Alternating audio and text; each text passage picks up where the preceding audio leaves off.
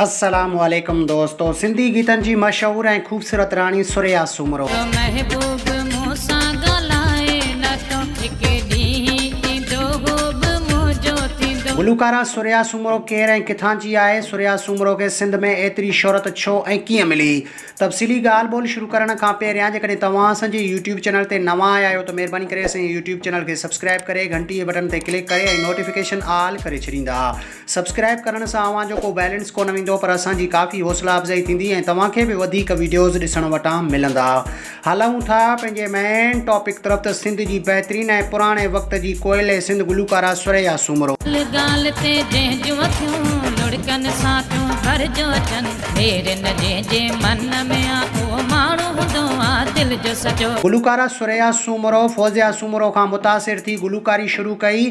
फौज़िया सूमरो सिंध जी बहितरीन गुलकारनि मंझां हिकु हुई। कहिड़ी ख़बर तोखे दर्दन जी लगी हुजई त कदुर पवई। गुलूकारा सुरैया सूमरो फौज़िया सूमरो खां मुतासिर थी करे राग सां जुनूनियत सबबु पंहिंजो अबाणो ॻोठु छॾे बदीन ज़िले खां छॾे वञी टंडो आदम में रिहाइश पज़ीर थी।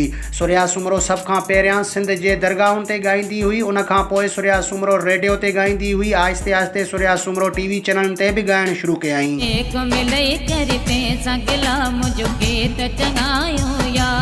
सुरैया सूमरो जी तालीम मैट्रिक आहे ऐं हाइट 84 किलो आहे। सुरैया सूमरो खे ब्लैक ऐं ब्लू कलर पसंदि आहे ऐं खाइण में सुरैया सूमरो खे पान ऐं कारा मिर्च पसंदि आहिनि। सुरैया सूमरो जो उस्ताद सोढो जोगी आहे। सुरैया सूमरो खे दर्स मजीद बिलावल महबूब दर्स न्याज़ पिताफ़ी अली मोहम्मद उडेराई ऐं ज़मान ख़ासकेली जी शाइरी काफ़ी सिंध में शोहरत ॾियारी।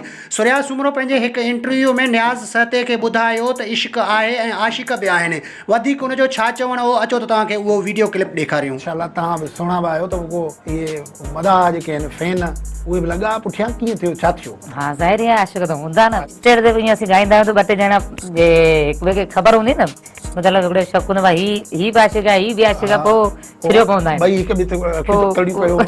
वधीक हिन तरह जा वीडियोज़ ॾिसण जे लाइ असांजे यूट्यूब चैनल खे सब्सक्राइब करे घंटी जे बटन ते क्लिक करे ऐं नोटिफिकेशन ऑल करे छॾींदा। मिलंदासीं नए वीडियो में, तेसिताईं अल्लाह हाफ़िज़।